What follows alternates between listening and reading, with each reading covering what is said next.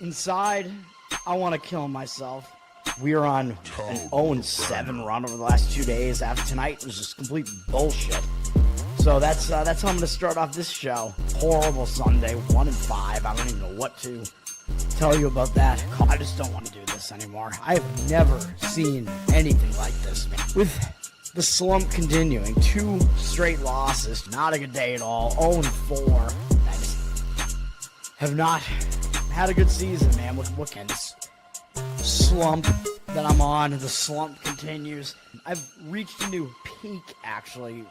I'm going to burn my Bruins hat, man. I don't know what is going on with the Bruins. March 8th, is that what it is? I don't even know. It's March 9th, I think. Who even knows, man? I don't know what day it is anymore. I don't even know what day it is anymore, man. Back with you after the worst day that I could possibly have. Back with you, as I always am. Until I die, at least. 0-2 yesterday, and yesterday did not go well for me. 0-5. The worst month that I've ever had in my 18 years doing this. I don't know what to even tell you about this anymore. Broke the slump yesterday as the slump discontinues. The slump continues. Somebody fucking kill me, please. I don't even know what I should do at this point other than potentially end it all. What's up, everybody? It's Toad, back with you with Toad Stool Sports. Oh no, I was going to say, is my mic not working? The monitor looked like it wasn't working on StreamYard there. Anyway, yes, what's up, everybody? It is early, so I'm way out of it right now. I have hair on my shirt. Yeah, this is awesome. A hair shirt. Oh, no, wait. That's, I'm Italian, but my chest is not that hairy. Anyway, we went 1-1-1 on the show yesterday. I'm not happy about that. Added Bucknell during the show. That was a loser. I don't know what to say about it. I thought it was the right handicap, but that was bad. North Alabama absolutely should have been a win, and hopefully people did find a 7 on that. Maybe even pay a little bit extra to get it because it mattered in that one. It landed right on 7. I know there were 6.5s out there. I had it at 7 on the show. That's what it was when I gave it out. That never should have been a push or a loss. I mean, it was ridiculous. North Alabama was winning, I think, the majority of the game outright. They still had an outright lead with less than 10 minutes to go. And then I think probably the only point where they weren't covering that number was the final score. It's just ridiculous. I think they fouled again at the end, which is what put it to 7. After it looked like they were right in that game. It was going to be a close finish. And then all of a sudden, oh, no, they're down 5. Couple seconds left. They foul one more time. It's just so bad, dude. It is so bad. That should have absolutely been a cover. And then I added Portland late as well, the Trailblazers, and they had an easy blowout win with a really excellent second half. They were down 1, I think, at halftime. After they were down more than that in the middle of the first half. They really turned it on in the second half, which you can kind of see why that was the case. I mean, it was part of the handicap that who are they playing? I don't remember who are they playing against. Oh, the Sixers. Yeah, the Sixers would be looking ahead to their game against the Knicks. So we're going to have some look-ahead spots involved today. We're going to have 2 college basketball plays, 1 NBA play. The college basketball plays are in big games, too, so big conference games at least. And they're both kind of utilizing the same game, opposite ends of the same game, if that makes sense. Let's do it. Let's get into it. By the way, I did mention last night on my bracketology show. Thanks for the people who hung out for that. Really just Charles and then Dirty Sock at the end of it. I did mention this was going to be early because I got to go to a doctor's appointment. If I can get this done reasonably quick, then I'll have some time left too, so that'll be all right. I'll be able to to relax for a little while longer. Yeah, it's not a huge board today, so I think we can do that. NBA board tomorrow is massive. Men's college basketball here. We do have one isolated game at 6:30 p.m. between Milwaukee and IU Indy in the Horizon League. This game doesn't do anything for me. Milwaukee did beat IU Indy at home already by 12. I presume they covered this number, but I don't even know because IU Indy's not good. Yeah, 8.5 was the number on that one. So there is the potential that Milwaukee could overlook them, but do you really overlook anybody when you've lost 4 games in a row? I don't know. I mean, they're coming off a bigger game against Northern Kentucky. They do have Green Bay next. IU Indy just got a win over a ridiculously overperforming Cleveland State team. Cleveland State, by the way, I think in their win over whoever they played prior to this last game against IU Indy, Cleveland State, they beat Oakland, I think. Cleveland State, their gym is so bad that, like, power went out in their gym, so they had to switch gyms to their, like, shittier, older gym that's still there on campus. It is ridiculous, man. This Cleveland State team is not good whatsoever. And IU Indy did get the win to end their streak there. I don't know if IU Indy is going to consider that to be a big win or not. They'll probably show up for this game. They're pretty much playing out the stretch. They're a bad team, though they do play fast. Milwaukee has gone from a pick-em to a 1-point favorite. I'd probably lean IU Indy in that one, but I have no opinion on that, really. SCPU, what's up, man? Oh, shut the punk up. Yes, that's right. What's up, man? Ben, is that you? What's going on, man? Israel is killing all the Patriots in the United States. That is correct. Purdue and Nebraska, huge game up at 7 p.m. on Fox Sports 1. Number 13, Purdue. Number 7, Nebraska. I see no reason that both teams won't show up for this. It's going to be a bit of a, I don't want to say it's a pacing contrast because it's not. Because I'm used to Nebraska playing fast, but I don't think they do this year. They both play slow. We're looking at Nebraska having the better defense in this one versus the better offense on the Purdue side. Purdue, they've kind of been struggling as of late. They're coming off a really ugly game where they barely got by Oregon as 19.5-point favorites. Probably they were looking ahead, and a lot of times when you have a game like that, you're going to be ultra-focused in the next game, but it is still a third road game in 4 games for them. It's not going to be easy. Nebraska, they kind of righted the ship with that easy win at Rutgers. They come back home. You know they're not going to overlook Purdue. So this game, there isn't really a situational aspect of it that I really can latch onto here. Nebraska's gone up from a 1-point favorite to a 1.5-point favorite. I like the better defense typically, so I guess I will lean Nebraska in this game, but I do not have a strong opinion there at all. And interestingly, though, the odds makers, well, the one caveat to that, though, like maybe I shouldn't be leaning that way because the other issue here is that the rankings makers are not telling you the same thing as the odds makers. The rankings makers are telling you they have Nebraska as the better team. The odds makers are telling you the inverse is true, that they have Purdue as the better team. Ken Baum also, I believe, does, but only by 2 ranking spots. So, I don't know. But the rankings makers are off on this game, so it almost looks too easy to play Nebraska. Like, basically just picking them to win the game. Oh, the home team that has the better ranking, Purdue looking awful in that game against Oregon. I don't know. Now that I'm wrapping my head around this more, maybe I don't even agree with Nebraska, to be honest.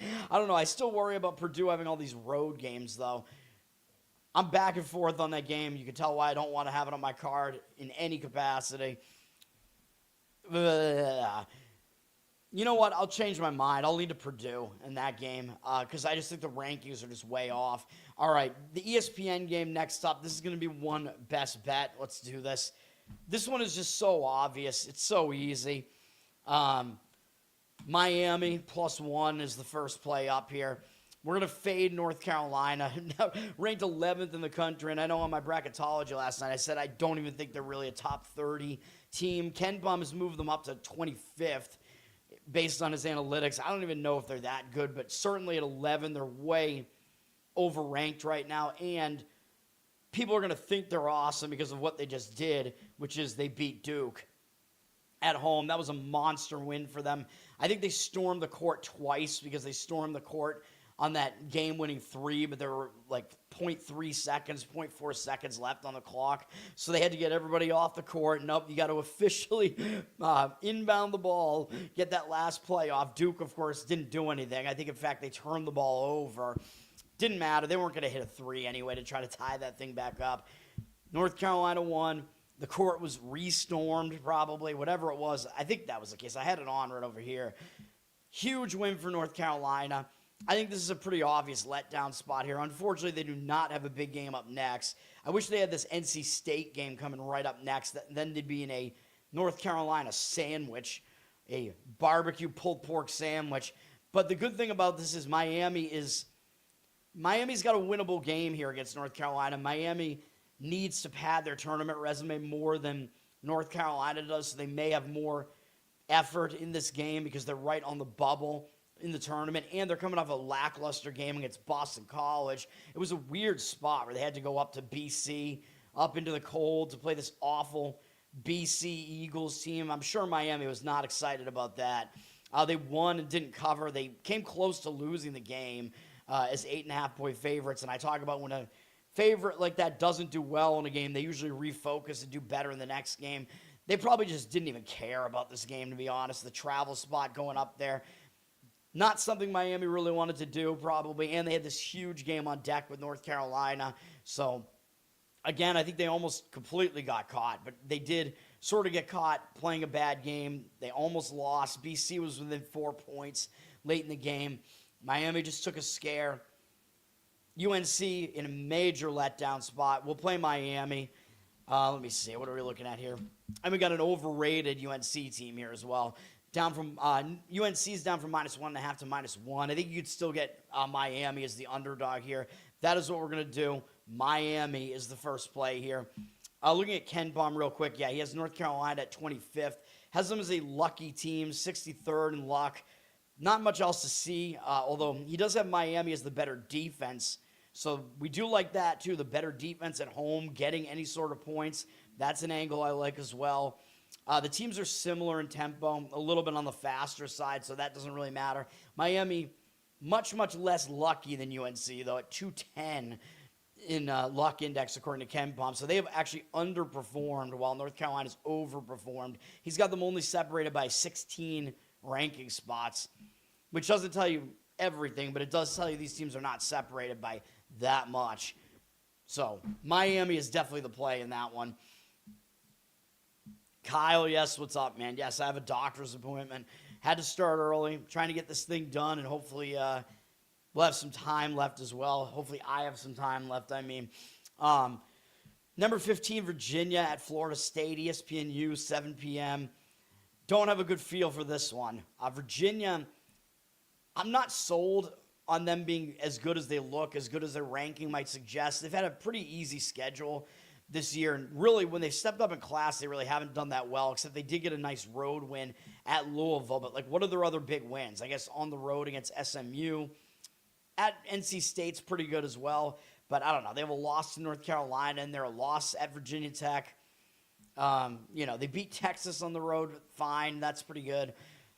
Yeah, I don't know. Virginia, they've not had the most difficult schedule, let's say. They're going back on the road here, coming off a few wins in a row. They're playing a Florida State team that's way down, that people might not be totally paying attention to here.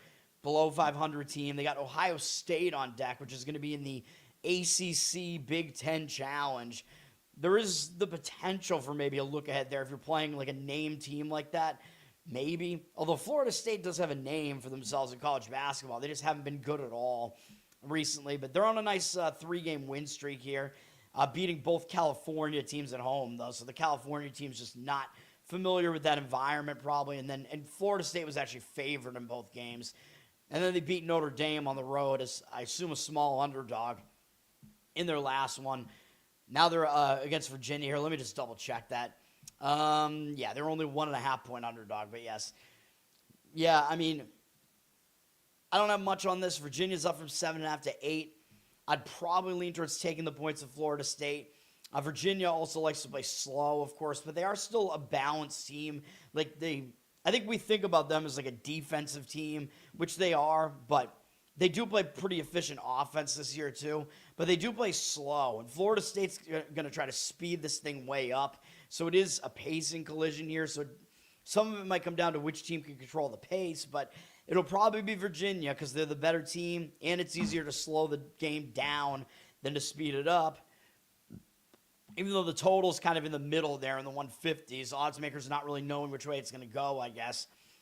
But if the game is going to be slow, it might be difficult for Virginia to actually cover a number like that on the road. So, no strong opinion there. SEC Network, 7 p.m. We have an example of an unranked favorite against a ranked underdog here with number 19 Vandy at Auburn.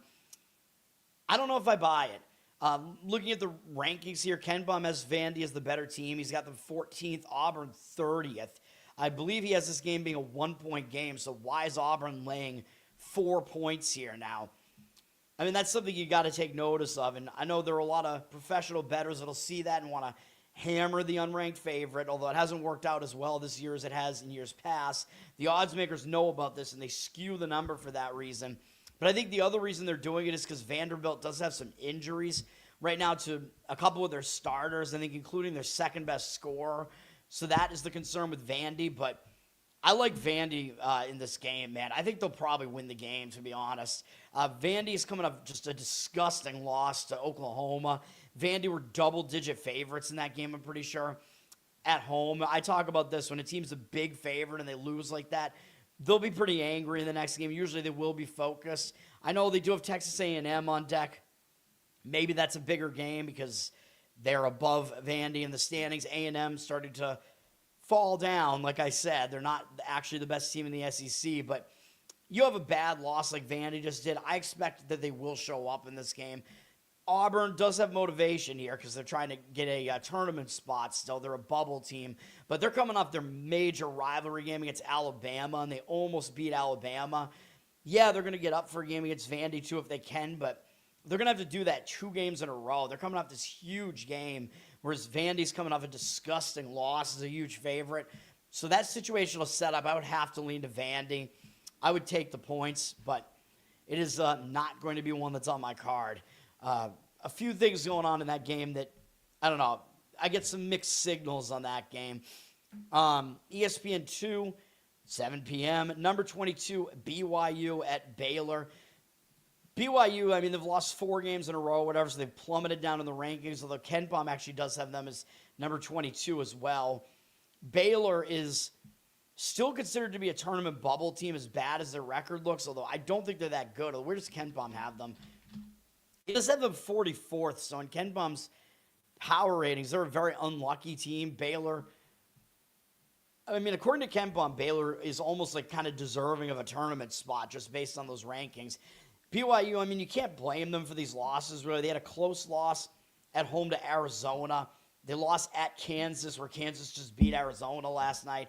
They had the sandwich spot where I gave out Oklahoma State as a play. Very difficult spot in that one. They lost that game. Then they lost against Houston, who's very, very good. So I don't think you can blame BYU for any of that. Now, they are getting to step back down in class to play Baylor, who's not as good as Houston.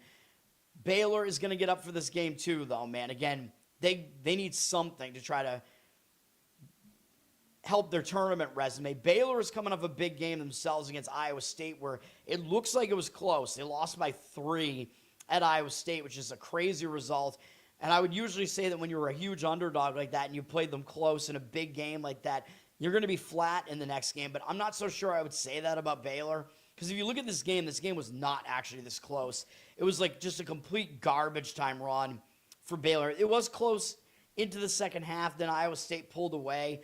Iowa State was winning this game by 14 with 2 minutes left. So the fact that it finished 3 is just Iowa State never scored again. And Baylor just put a bunch of garbage time points up. And by the time they cut it to they hit a 3 with 1 second left. They cut it back to 3. So it's not like there was ever any danger of Iowa State losing that game. So I don't know if I would consider that to be like a close call for Baylor. I probably wouldn't. This is a tough game to handicap. BYU's up from 2 to 3 here. I'd probably lean towards taking the points, man, to be honest. Baylor, I just think they're way under the radar right now. You'll probably get an effort out of them because they're still considered to be a tournament bubble team. They have a good team coming to their place.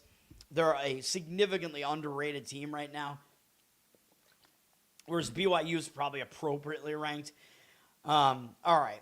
I'm going to skip some of these A10 games that are just not interesting. They're ugly games. I think there is going to be one that's on I thought there was one TV one later, but I guess there isn't. Yeah, whatever. If you want me to talk about any of them, I will, but they're all pretty horrendous games, to be honest. Actually, well, maybe not the St. Joe's game against Fordham. St. Joe's, I mean, they're coming off a game against George Mason that was, I think, a fairly close game. So, yeah, I mean, they were hanging around with George Mason. They were within 2 points in the final couple minutes of that game. So, yeah, I would say that because of that performance with St. Joe's, they're 6.5-point dogs. almost were able to pull off an upset there of a pretty decent magnitude.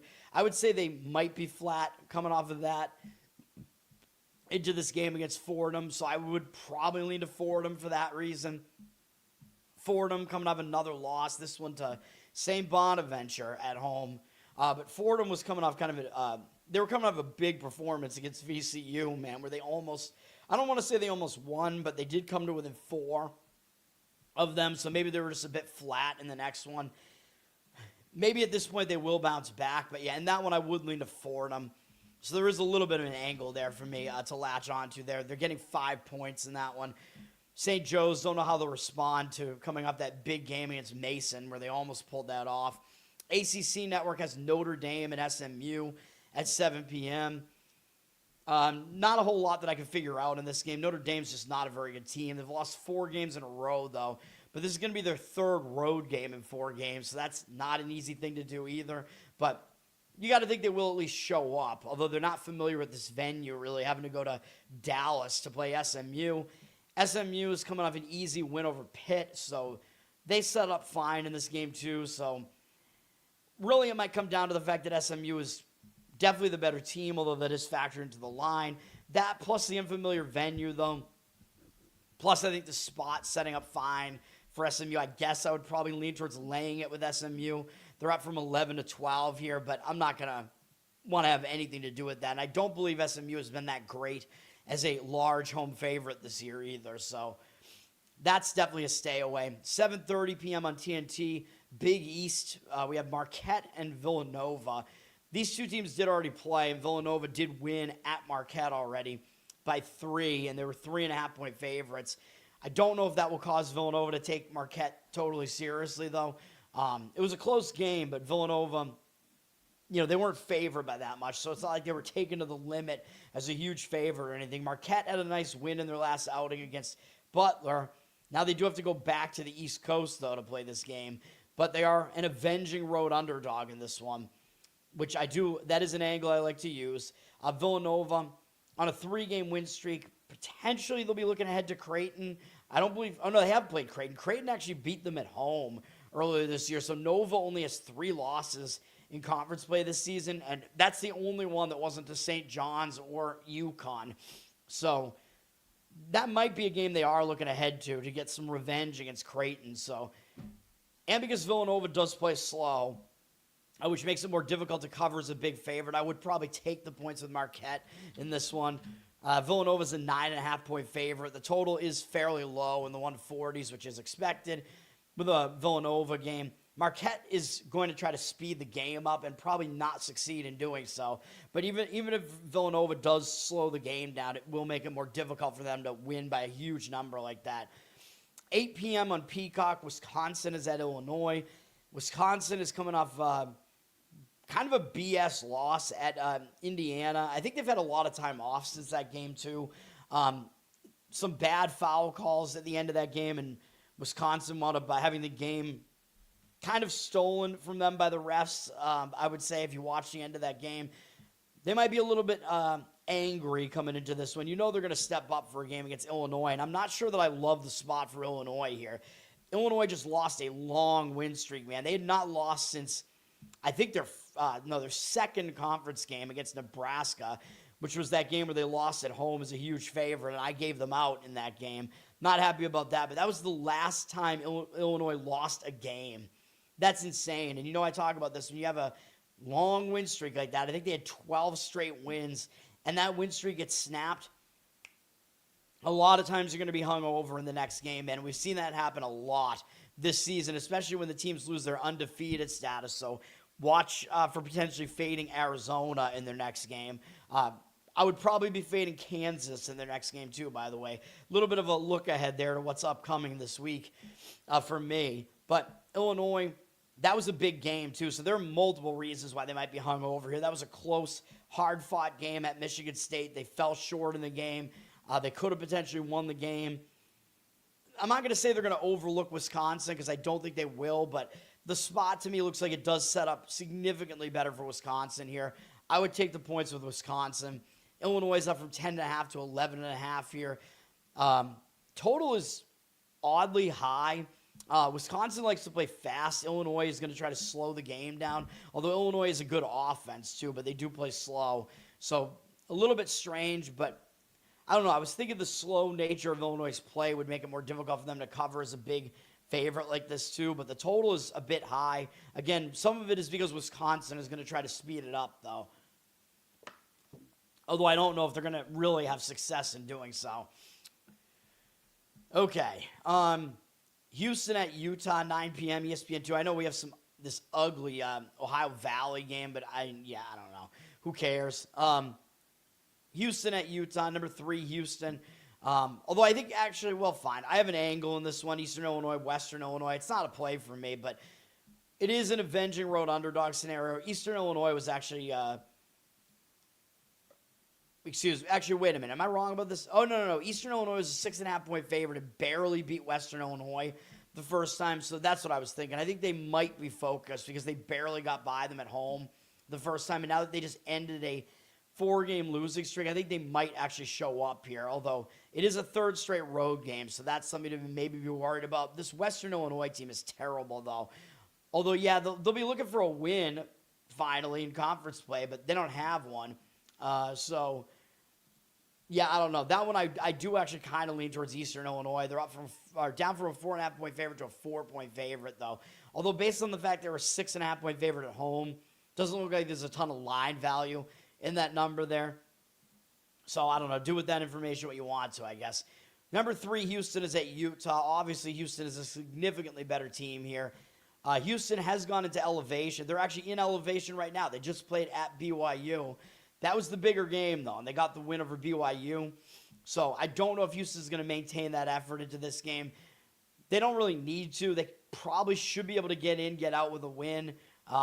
They're a huge favorite, obviously. They only have Kansas State on deck, which isn't a massive game or anything, but could be maybe a little bit of a letdown off of the BYU win there.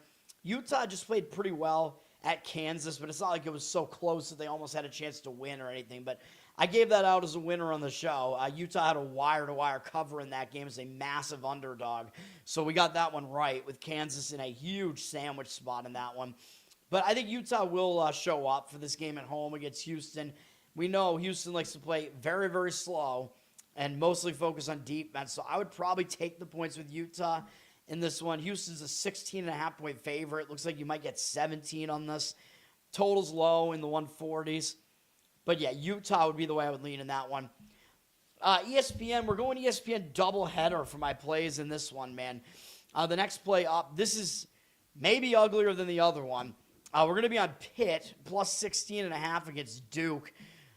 This is a game where Duke is in one of those situations where they lost a win streak, and yeah, they really did. They took their first loss in conference play, and their only other loss all season was a neutral site loss by 1 to Texas Tech in out-of-conference play way back in December. So they hadn't lost since December.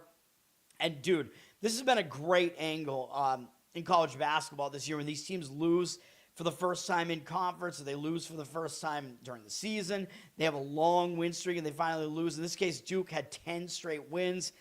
They had a huge game. It was a rivalry game against North Carolina.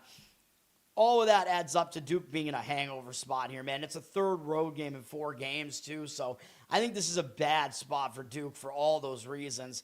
And again, these teams that lose long win streaks this year, it's been like huge money fading those teams this year. I know I have not done that much this year. I think I've only done it once, maybe twice. Hopefully this is going to be one where we get it right. And this is actually even worse for Duke because it's a sandwich spot. They're playing ranked Clemson next back at home. And if you guys don't remember, there was one team in the ACC that Duke played and did not beat last year, and that was Clemson. They only played them once during the regular season last year, didn't play them in the ACC tournament, and Duke lost to Clemson. That was the only time they played them last year. So I think Duke has that game circled, man. Clemson being the only ACC team that was able to do that to them last year. That's a big game on deck. This is a massively negative spot for Duke here. For Pitt, yeah, they're a bad team, whatever, but we'll look at KenPom in a minute. They're at least probably better than you think they are. They're on a 3-game slide right now, losing by almost 20 points at home in their last game to SMU. So They're staying at home off an embarrassing home loss. I think they're going to show up with something in this game, man. We'll see. I mean, they've had mixed results at home. They did play close at home against Clemson. They've had some horrible losses at home too, like getting just massively embarrassed by Louisville. But we see what Louisville can do when they're raining threes. You know, we saw what they did last night to a good NC State team. So I don't know how much stock we should put into that. But this is all about the spot, mostly the spot that Duke is in.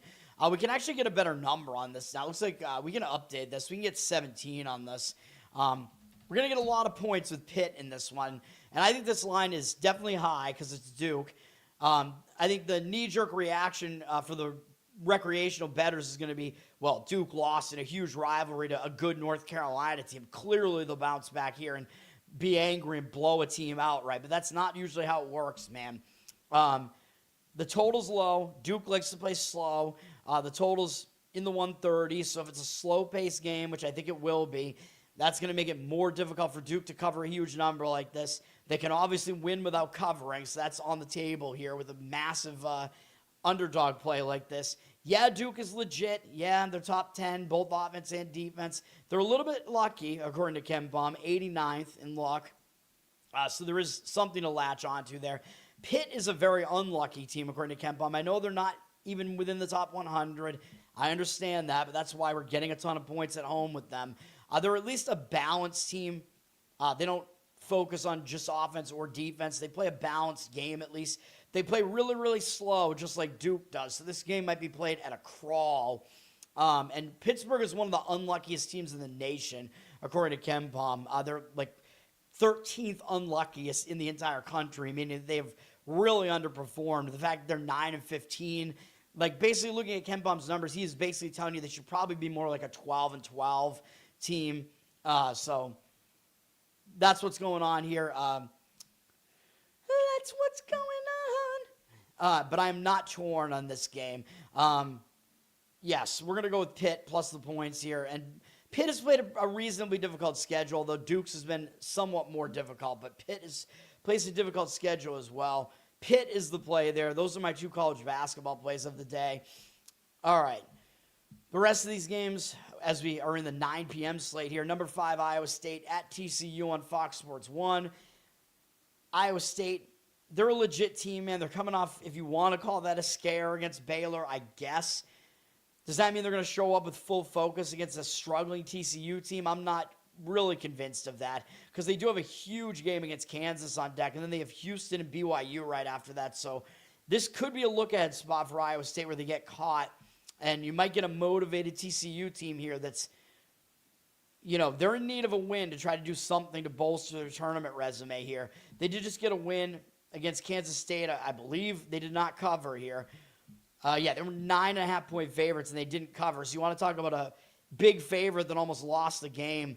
That's what happened in this game. Kansas State was actually blowing TCU out of this game and pretty much winning the entire game, and TCU escaped. So that does set up a good spot for TCU here. Again, when you have a big favorite like that has a horrible game and they barely escape, they're going to be focused in the next game. And they probably were looking ahead as well. I think this is a big game for them. I think they're going to want to be looking to try to get a win to add to their tournament resume and try to get into the tournament. Iowa State not laying as many points as you would think in a game where a team is ranked this highly because the odds makers are telling you TCU is not that bad. Iowa State's dropped from 7.5 to 7. Pretty low total in the 140s. I will lean towards taking the points with TCU in that one. That's the way I would play it if I was going to play the side in that game. As I am, Mr. Side as well. TCU is good defensively. They're a top 50 defensive team, according to Ken Baum. So there is that to hang your hat on with TCU. And he's got them 55th in the country overall, which is not horrible. And somewhat of an unlucky team. Although, interestingly, they play kind of a mid-tempo style. Iowa State plays a little bit slower than that.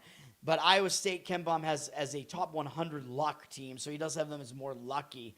Number 21, Arkansas at LSU on the SEC Network at 9 p.m. This is a rematch of a game that was already played. Arkansas already they already beat LSU. Where's the game? Yeah, they beat LSU, but they only beat them by 4 at home. And Arkansas was a pretty big favorite in this one. So this is an angle that you could use when a big favorite got a scare like this. Arkansas were 10.5-point favorites in that one. I think LSU was winning that game late in the game. And when that was the case in the first matchup, a lot of times that favorite will be focused in the second matchup. Like, they'll take that team seriously. So that's what you might get out of Arkansas here. They're coming off an easy win over Mississippi State. No big deal. They got Auburn on deck, but I don't really know they're going to have a huge look ahead to Auburn. LSU should show up as well. They're coming off a double-digit home loss to Georgia. So I expect both teams to show up in this one. But Arkansas, I don't think they're really going to take LSU lightly this time. They've gone up from 4 to 6 here.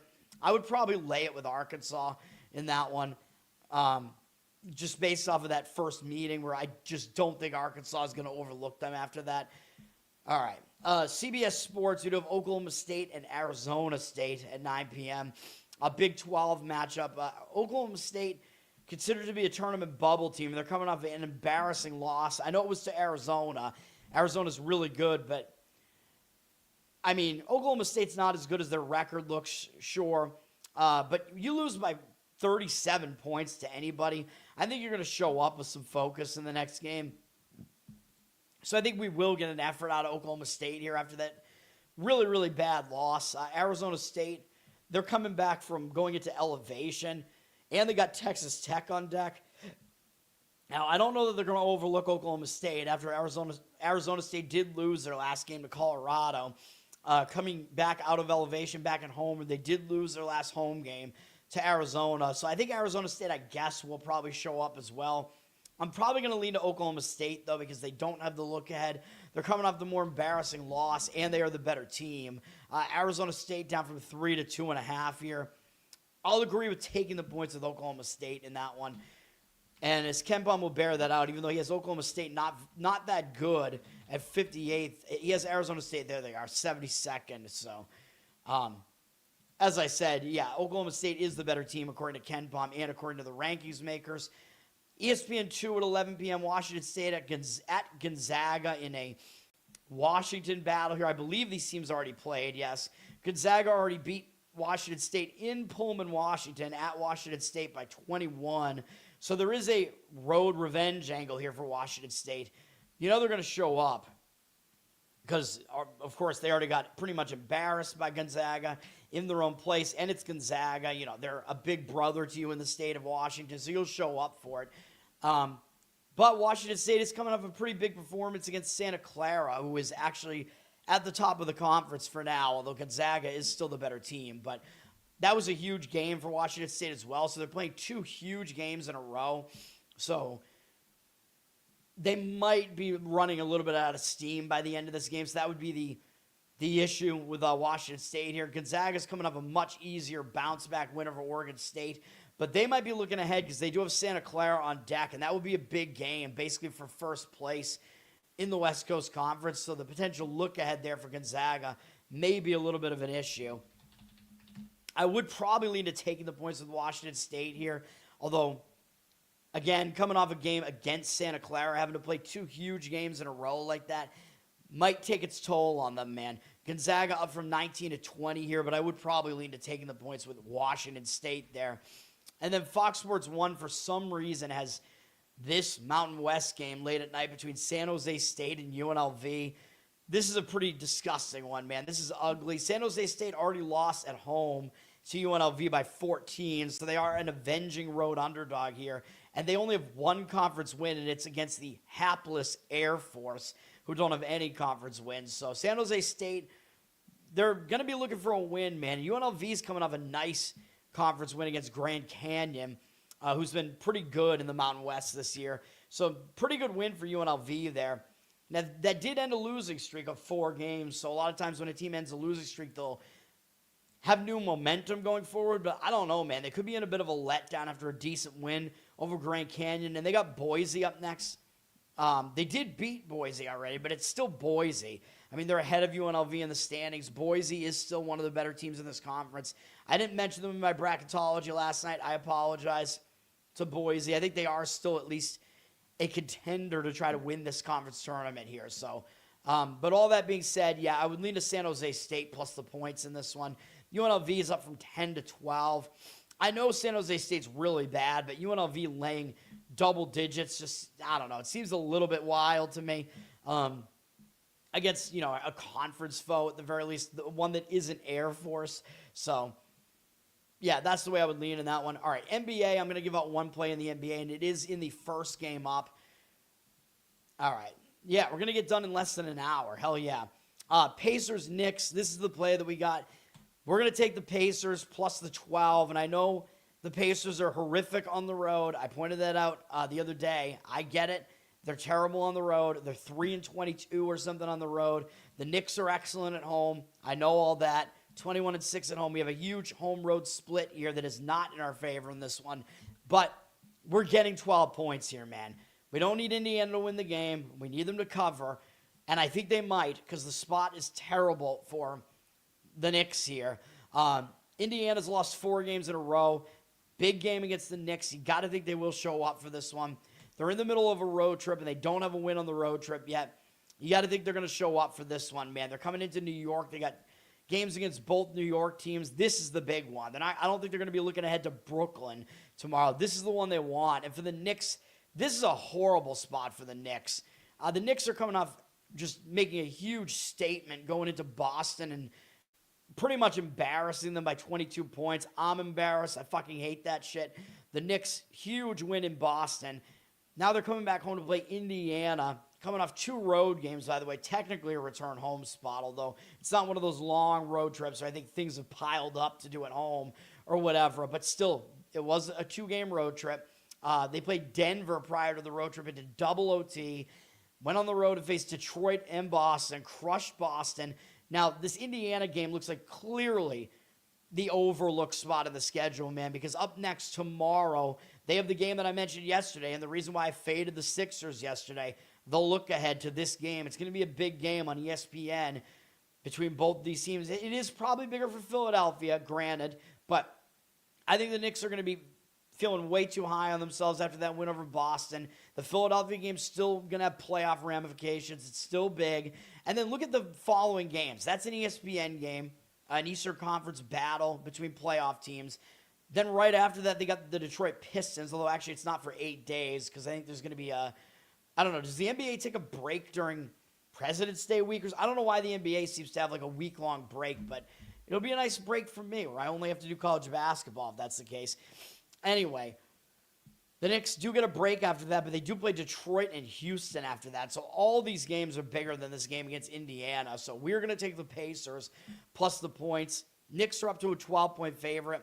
67% of tickets on them. 65% of the cash coming back on Indiana. So the money is agreeing with me on this one. It looks like a pros versus Joes split in this game. I obviously agree with it. The market is agreeing with me. Indiana is the one NBA play today. The other NBA games, while they're better games, I don't really have much I don't want to have anything to do with these games. Clippers are at Houston on the NBA TV doubleheader here. I think both of these teams are in letdown spots, man. The Clippers are coming off a very satisfying upset road win of the Minnesota T-Wolves, beating them by almost 20. That's a big win. Nice win for the Clippers. Now, they're not going to overlook Houston. They're playing 2 games in a row, in fact, at Houston here. Houston, they're coming off a huge win as well. They just went into Oklahoma City and beat the Thunder, and I know it was a bit of a short-handed Thunder team, but still, you go into OKC and beat the Thunder, that's a huge game as well. So now Houston's coming back home from that single-game road trip. They've had a couple of days off to just kind of bask in that and think about how awesome they are. So I don't think that's a good thing for Houston. So what do we want to do with this game? Well, I'm saying we're going to stay away. But that being said, I probably agree with the market read in this one and lean towards taking the points of the Clippers. Houston, first of all, it's a low total for an NBA game, 209.5, meaning that maybe taking the points does kind of make sense for that reason. Although I know when you're talking NBA, there are so many points that the points are not really that valuable. Like each individual point is not. But that still, it looks like it might be a slower game than most. 59% of tickets are on Houston, 66% of the cash, however, on the Clippers. I think the public is still looking at these teams' overall records and not buying the Clippers. But I've been telling you, man, the Clippers over the last month plus, they've been a much, much better team. They've coalesced, and the public might be thinking about, well, they traded James Harden to, and Darius Garland hasn't played yet for them. That is true. They also traded away Zubac. So in a way, it looked like the Clippers were almost selling at the trade deadline. But they're still playing with intensity. They're still playing well. They're playing much better over the past month. So I'm not going to go against that. Yeah, I would take the points of the Clippers in this one. It's not going to be a play or anything, but that would be my opinion. Yeah, they are worse on the road. They're below 500 on the road. Houston is definitely good at home, 16-7. So that is something working against that play a little bit, but that's one thing. Oh yeah, it is the All-Star game. That's right. That's what it is. How could I forget? Well, the All-Star game is just stupid, though. Thank you, Kyle. But now they're doing some stupid, I don't know, U.S. versus world thing instead of East versus West. I don't know, man. Just go back to the All-Star game was actually cool. Back in the 90s when I was a kid, the dunk contest was actually really cool. Three-point contest was fun. They just had the normal things. And then the All-Star game, yeah, it was kind of stupid because the teams didn't play defense or whatever, but it was like a showcase. It was the Eastern Conference versus the Western Conference. Why would you change that? It worked. It was a concept that worked. I don't know. Dude, I don't know what else to say. Yeah, here's a concept that works. 20 million other white rappers emerge, but no matter how many fish in the sea, it'll be so empty without me. There you go. Somebody referenced that song the other day in the comments as well, so there you go. I'll rap some Eminem for you there. Yes, so you're correct. The All-Star game is coming up, and they're doing whatever that new BS is. The three-point contest, I guess, is still all right because how could you really change that? The dunk contest has become really, really stupid, and you have guys that specialize in the dunk contest. It's all so dumb, man. I want to go back to the dunk contest where it was, Michael Jordan in it and all that. Anyway, but yes, you're correct. That is the case. Dallas at Phoenix. Let's get this show done here, man. We'll still be in under an hour. There's only one other game after this. Dallas is on a 6-game losing streak, but they lost to pretty much all good teams during that stretch, man. And some of the games were close. They're coming off a loss to San Antonio. They've had a couple of days off. I don't think the spot is that bad for Dallas. They get to rest a little bit, try to break that losing momentum. And again, this losing streak is worse than it looks like because it was against all good teams. So I'm not going to knock them too much for it. And, they played, again, competitively in the majority of those games, I would say. Phoenix is coming off a pretty difficult game as well, staying at home. They're on a losing streak as well, so breaking that losing momentum might be a thing for them as well with a couple of days off, staying at home. But they did have a closer couple of games against Golden State and Philadelphia, and they have a couple of huge games on deck, Oklahoma City, then San Antonio.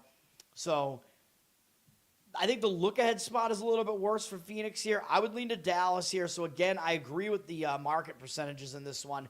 Suns are up from 7.5 to 8, 55% of tickets on them, 67% of the cash on the Mavericks. I would agree with the Mavericks in that one. I think you're probably getting a little bit of extra line value on them at this point, too, just because they're on such a losing streak. But, again, if you look at what that losing streak actually is, it's not as bad as it appears. And then we have San Antonio at the Lakers. 10:30 p.m. Eastern on NBA TV. The one thing that we got to be watching in this game is Luka going to come back? That's the one thing. And based on this number, it looks like he might not play. He's been out for a few games. Of course, if he does play, you know what I would say. I would say reverse injured player theory, and I would say that means that the line's going to drop on San Antonio because they're the favorite here. It's going to drop towards the Lakers.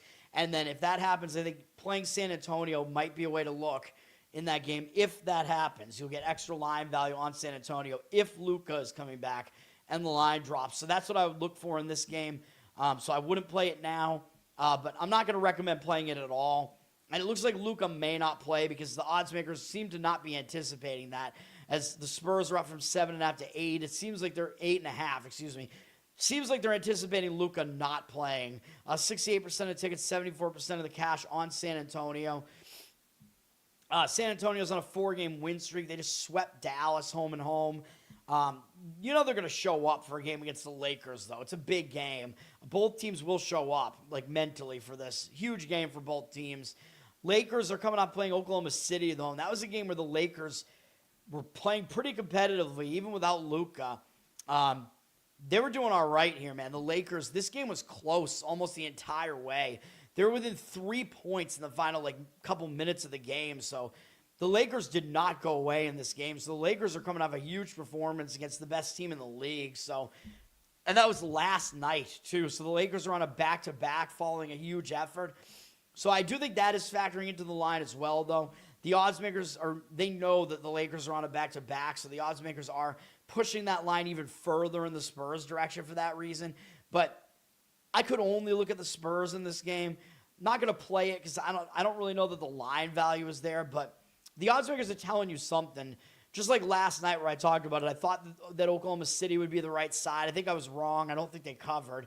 And the game was so close that there was no way they were going to cover at the end of that one. Even though I think they got some foul shots at the end. But the odds makers are also still telling you the Lakers are just not that good of a defensive team. They're not as good as people think they are. So, yeah, there's a lot going on in that game, man. But I would wait because I think the spot is pretty bad for the Lakers coming off that game against OKC. I mean, yeah, they're not going to overlook the Spurs, but it is a difficult spot for them. Again, I would wait, see if Luka comes back. If he does, you'll get a better number on the Spurs, and then you might be able to lay that the smaller price with the Spurs there. That's going to do it, man. My plays today, one more time, college basketball, Miami, +1, Pitt, +17, NBA, Indiana Pacers, +12. That's going to do it. Learn to Toad on Twitter. You can subscribe to me there. Learn to Toad on Instagram. Subscribe. Give me good comments on the channel here. That all helps me out. All of it is appreciated. Listen, give me good reviews on audio, Apple and Spotify. That all helps me out as well. Covered in Uke on YouTube. Same thing goes over there. Subscribe. Give me good comments there. The Uke covers are in swing. I did a 3 Doors Down tribute. RIP to Brad Arnold. I'll have to get that up on the YouTube channel soon. It's on Twitter for now. Don't know if I did it that great. I mean, I was never that into the band, so I don't know. I had to kind of relearn, re-listen to the song. I remember the chorus, obviously, but I'm like, what does this song go like again? I did Here Without You. You can go check it out. And then what else do we have to promote here? Oh, yeah, patreon.com/learntotode. Some bonus Uke stuff there. And Losercast will be back tonight. I have not selected a loser yet, but we have Losercast tonight, 10 p.m. Eastern, after Legion of Skanks. You can check that out. The new comedy podcast. That's going to do it. Have a good one, everybody. Let's have a winning night here. Peace for now, everybody.